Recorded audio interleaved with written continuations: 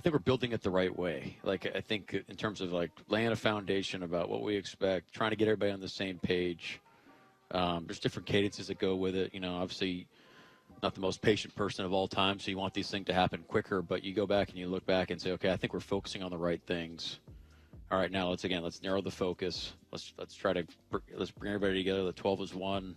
Let's come together here so we can kind of move forward together, and that way we'll go further. I think your partner in crime there who sits in that studio, and it was built out for John Schneider. Mike, you were right. Your instincts were right. We built that professionally out for the John Schneider show every week there with Bob and Dave, just a first-class operation. Yeah, it's very professionally done, too.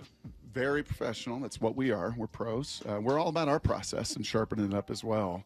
Your cohort, Mr. Schneider, talked a lot this offseason, February, March, about pivoting, right? It was a pivot. The market went here, this move went there, the roster went there, the process, we had to pivot. You pivot on Geno, and you pivot on a few of these different moves. From your view, right? That's John, and you guys linked together. From your view, how was all of that pivoting? How was it? I mean, it was great. How was the process for you? It was. I think you have to do this all the time. I think it's kind of how we operate. You're looking at the lens of what we're trying to build, what's going to be best for us, how can you make it happen, what are the options on the table, and then, hey, let's kind of, we're going to get people's opinions, and at the end of the day, we're, kind of working through Jody, and then John and I, we make the decisions, and then we rock and roll. So I know it seemed like a lot, but we had time kind of behind the scenes here to kind of work things out, come up with it. It's not like you kind of knew, okay, it's going to go one of these few ways. And as it started to unfold, it just kind of seemed like, okay, all right, here we go. What's the next thing? What's the next thing? And all of a sudden, I thought we ended up with a team we're really excited about, and the guys that are here we're fired up for. Is it different, and maybe this is a year one to year two question, but maybe more specifically, coaching guys that you, for lack of a better reason, a word, chose versus guys that you inherited because they were here before? No, I think you're just looking at a shared understanding of everybody involved in all these equations. So, you go to our defensive meeting room is unique to the rest of the league. It's really our style now. It's just like the guys understand what the expectations are. There's a spirit in there that we're really proud of that we've been able to create. And offensively, we're in that mode right now where it's a lot of install, it's a lot of scheme, but we're also building our identity and kind of our style of play and our personalities and having all that kind of fuse, which is an exciting process. And you can feel it, when we're sitting there with the team and during practices. And, again, you go out for the first time for practice with a new coach, and you're like, okay, what are the expectations? You try to explain it the best you can. Time's ticking. You got to let it rip out there. And there's a little bit of maybe just a little bit of unease or uncertainty on what expectations are. I could see how that could happen to me if I was a player. And but having gone through everything and then kind of recalibrated, and now we're on the second cycle of this thing. I think there's less drag, more confidence involved with everybody, and again, just a shared understanding about what we're doing, what we're trying to get out of all these phases, what the expectations are, where we're going, how we want to do it, all those things. So it's a really fun process. I mean, it's just, I think you have to understand where you're at. We're in the latter parts of the spring program here, and we're trying to finish this thing out with a bang so we can have a great off season. Guys can go take a break, go train their butts off, come back in the best shape of their life, and then go have the best training camp we could possibly have. That's kind of the big picture, but let's figure out what's important. You mentioned the defensive side of things there, Mike, and the defensive staff, and kind of year two with all that continuity. It's year one now for Clint and so much of the offensive staff. If we were in those meetings and kind of getting a chance to watch behind the scenes, what would we see and hear? What are you seeing and hearing from your new offensive group? Well, it's a lot of clarity. I mean, these guys, they know exactly what to expect, or what they know what they're looking for, and I think the players really appreciate that. It's really demanding. I mean, we're installing a lot of scheme. But it's important for these guys to hear these things and these coaching points and get these reps on tape before we take off, and then we kind of reinstall it in training camp. So there's a lot of great coaching, a lot of great teaching going on. The expectations are high, the standard is high, and I think the players respect that, what we're trying to create. But there's a clarity too, on how the scheme is built and then how to make that come to life on the page, and how all 11 work together, to create a successful play. And I think that fires me up, because it's very similar to how we coach our defense, of making the play come to life. When you talk about 12 as one, like just everybody working together all the time. Hey, I'm set. I took on, I played this double team so this guy could make the play. Same thing on offense. Hey, the timing of the quarterback is right. The footwork, we're on a no hitch or we're on a hitch, and then that ties into our, to our actions and the protections, and then the route, distribution, and all those things work together all the time. And when we've had a lot of great reps where it's worked, and say, hey, this is it, and then you can see where there's missed opportunities, and I think that's eye-opening for the guys. For a layperson, how do you think the offense will look most different this year compared to last year? I'm just out here yesterday. I saw fullback in a bunch of those sets, so yeah, that was different. Look, it's what just will look different? Like someone told me one day, like one time, it's like we have our defense. There's every defensive system has won a championship if you do it the right way. You go back to the Bears, the Legion of Boom. We're doing their thing. The Ravens have done their thing. Chicago, the Bears are, you know what I'm saying? Like, it's methods versus principles about how you play. We have this scheme now about what we're going to be, but we're going to be more under center and more wide zone and more actions, and which is exciting. But that's married to this philosophy and this system, and what plays best, and how you put everything together with how we're going to do it moving forward. Coach, I will try not to bore you this upcoming season with my coaching life experience. I'm going to try not to bore you. But today was our first day with the freshmen, right? So the fresh schools ended out here. The freshmen got to be together last week, kind of like you guys do with rookie minicamp. And then today, they got to all be in the team room with the seniors and the juniors and the battle-tested guys, and it was so fun to see them try to even get in stretching line, right? Where do I go? Where do you have them sit in the team room, though? That's important. Well, those older guys, they take the first row seats. Yeah, Titus was a little pissed I had to stop for coffee. He's like, if I don't get in the front row today, it's your fault. And I was like, all right, we'll make sure we get there 15, 20 minutes early. So there's a fight for the front rows with the veteran guys. Awesome. The freshmen come in a little bit later. Kind of curious to flip it to your guys, to your rookies. Yeah, rookie minicamp a couple weeks ago, right? They all find their footing, and now they get to assimilate with the veterans and the system. What are you seeing from this rookie class in its entirety? Yeah, I don't tell them this, but I love our rookies. The intent is great. Like, the work ethic, these guys are putting in the time. It's a class that loves football. I think they respect their teammates. Smart. Again, they're trying to do it to basically. It feels like they're trying to show the guys that are here, like, hey, I understand what it means to be a Seahawk, how we practice. They're prepared. Now, there's mistakes all over the place, and that's everybody. But but they're playing the right way. They're practicing the right way. The mental is there. The attention to detail is there. But they're on a different timetable. These guys. This is the first time they're doing it. They're in pro ball now. They're in a different city. A lot of different variables going on. And our message to them is just like, look, we're just gonna you're gonna just go through it. Just stay in the fight with it. And at some point, those connected tissues are just going to connect a little bit quicker the next time, and then connect a little bit quicker the next time. All of a sudden, you're going to find yourself in a position where you're going to be, being productive, being able to make plays, contribute to the team, give yourself a chance to make the squad and really prove yourself at the beginning of your career. So, but right now, all the inputs, really pleased with that. And we'll see how the summer goes with them. And,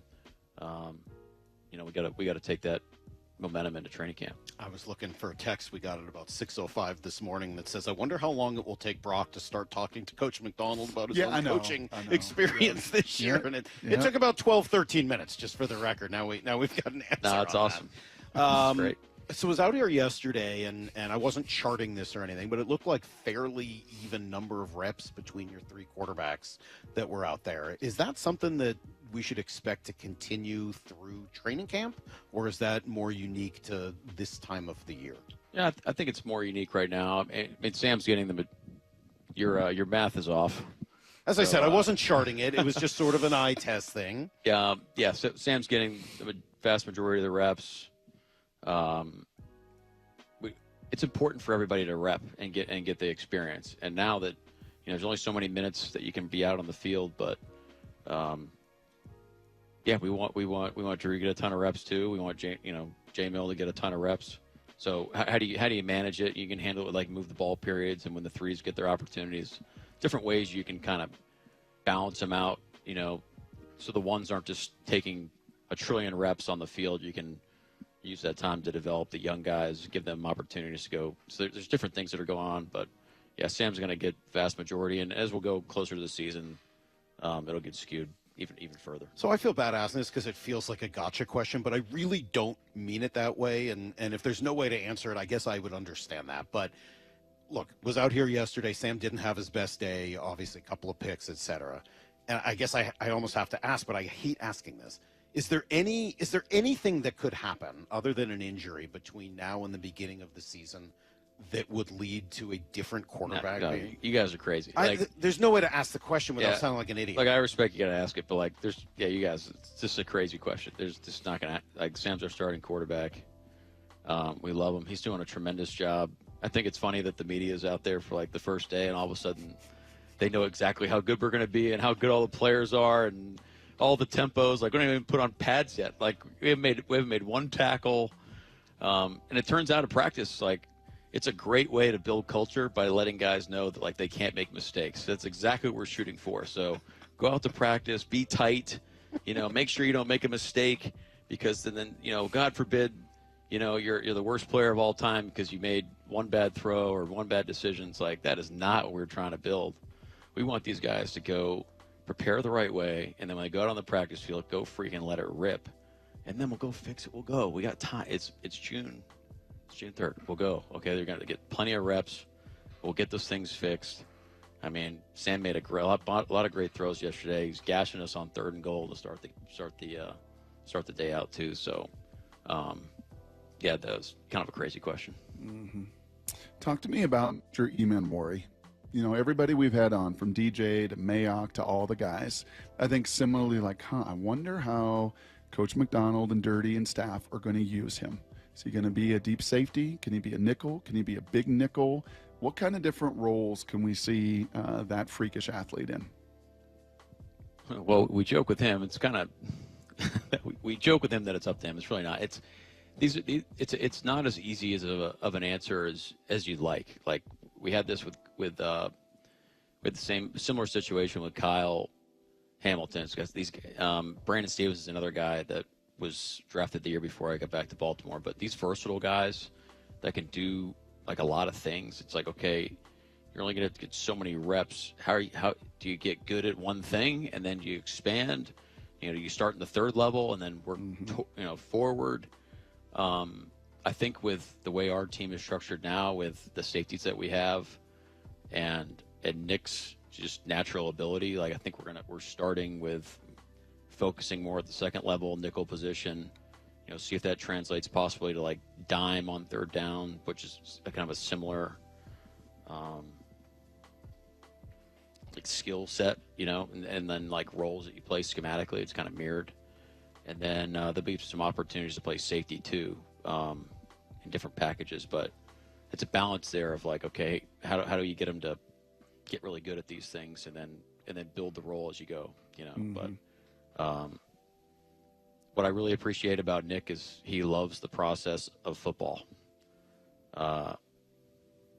There's a lot of part of the game that comes natural to him. He has a great feel for the game naturally, on how to do things, and but it matters to him. And he's working really hard to get caught up, because he's getting a lot of reps with the ones out there too. So the expectations are high out there to be able to execute. So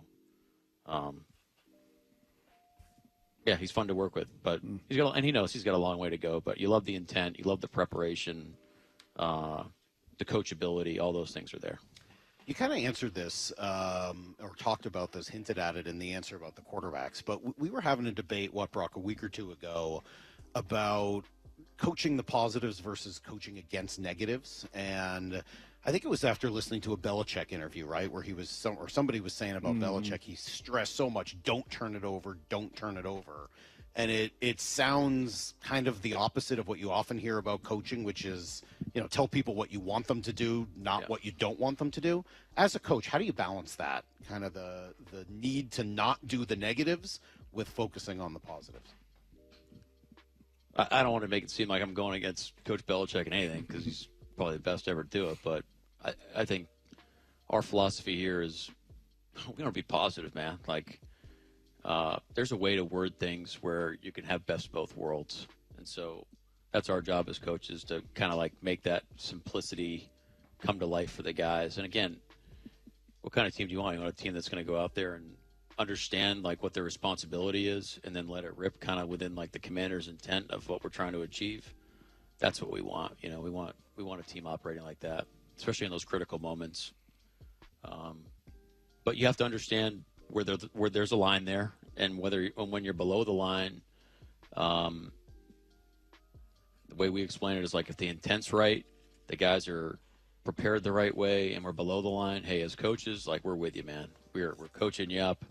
Come on, let's go. Like we're in this thing together. Now, when one of those guys, one of those sides of the equation isn't prepared, homework isn't right, didn't really do the things to earn the right to go let it rip, that's when we have a problem, because it's like you're letting the team down at that point, on both sides. So as a coach, either I wasn't prepared enough to put them in the right situation. That's when I'm really upset with myself, or, coaches or things like that. Players, hey, look, if there's things that they should know, or if it's a repeat offender or something like that, to me, those are things that you can avoid through effort and preparation and taking care of the team. It's almost like if you do enough work and prep, the bad things, you don't need to focus on the bad things because you focused on the preparation. Yeah, it's just a sense of confidence. I've earned the right to come out here at practice and go take this rep and go let it rip, and then like whatever happens, and we'll either, hey, this is awesome, this is what we want, you guys see this is great. We had this today in our defensive meeting. There's a lot of great stuff that we're hitting the bar that we want to show this is the fruits of our labor, and then there's some things where hey, this is an opportunity to do it a different way, or maybe we're trying to teach the whole group about, hey, let's learn from something that didn't happen the way we wanted to, and that way we can grow for it. Hey, Mike, in the last minute or two, can I ask just a couple nuts and bolts, kind of quick fire questions here? Just personnel-wise, do you expect Ernest and Uchenna and Torrey to all be full go by training camp? I know that they're all being a little protected and guarded through this OTA season. Should we see all three of those at full speed by training camp? Yeah, I'd love to give you an answer on that. I just don't really want to right now. Okay, perfect. So how would you? I wouldn't. So I really wouldn't love to give you an answer. Okay. How would you? Putting a timetable on those guys right now probably isn't fair to them. Gotcha. How would you characterize your swing in BP at T-Mobile? Well, I was tempted, since I was really the only one that knew we were going. I probably should have taken advantage of it by going to the batting cage or something. Homework. Do your preparation. I wasn't prepared for that, so I was hard on myself. Did you get one out? I got one to like mid outfield. Yeah. Isn't it crazy when you get up there how far away the fence really is? Well, it's great, yeah. Because I was watching when we did our home run derby. I was watching from behind, like behind the whatever they call it, the shell or the cage. And these guys, our guys, we put like 8 to 10 balls out during the home run derby. What? And which is like the guy said they could hit 12, and I was like, there's no way. Who hit him out? Torrey Horton hit a couple. Patio hit a couple. Zabel getting the out? J.R. Plumlee hit one out. I think Zabel was like, he didn't hit him high enough, but he was like raking him to right center. Alexander won. He was like Junior Griffey out there, man. Just like he got a smooth swing. It was pretty impressive. He won the whole and how's Jack doing? Lastly, how's Jack? I'll keep talking about home run derby. Now I got to talk about my kid. Yeah. No, Jack's doing great. I was joking with the guys. Like we're talking about. It's funny. We're talking about like preparation and going through it. And I'm like, I got to do it with as a dad. Like I gotta earn my kid's respect. My 6-month-old son. I have to earn his love. Yeah. By being there every day and doing all the things that I should be doing that my wife does. But Now, does he have to earn he likes your me love more too? No. Okay, no. good. Yeah. Good No, I didn't know he doesn't. But this past weekend was good because the crying was minimal. He's starting to like his old man, which is a positive. While the Seattle Seahawks have enjoyed a long run of staying competitive, they also haven't been a true contender for almost a decade now. Firing former head coach Pete Carroll proved that ownership won't be content with that state of affairs indefinitely. For now, General Manager John Schneider's job seems relatively safe. However, if he is going to get fired in the next couple of years, it will likely be because he couldn't manage to put together an offensive line good enough to keep Sam Darnold going at the level we saw him at last season with the Minnesota Vikings. Darnold won a Most Improved Player award from the PFWA for his efforts and earned a 3-year, $100.5 million deal from Seattle. That deal won't look anything like those official terms if Darnold doesn't have time to unload the deep passing game that he excelled at in 2024, though. The Seahawks struck out landing an impact player in free agency for this unit and only used one of their 5 top 100 picks on an offensive lineman. That means the only way they're really going to improve this unit between now and week 1 is pulling off a trade. According to Last Word on Sports, Seattle should be one of the teams interested in Los Angeles Chargers guard Zion Johnson. Seattle has one of the league's worst offensive line, and a trade for someone like Zion Johnson could provide some much-needed stability that could give Darnold the time to connect with Jackson Smith-Njigba and Cooper Kupp. So far, Johnson, 6'3", 316 pounds, has not lived up to what you'd normally expect from a first-round draft pick, and Jim Harbaugh isn't the most patient head coach in the business, which is why he might end up on the trade block. A change of scenery may be just what Johnson needs to turn his career around. If he does wind up in Seattle, Johnson would project as the team's new starting left guard, which would free up first-round draft pick Gray Zabel to slide over either to center or right guard to fill one of those other critical interior holes. The Seattle Seahawks offense has undergone major changes since the start of the 2025 NFL offseason.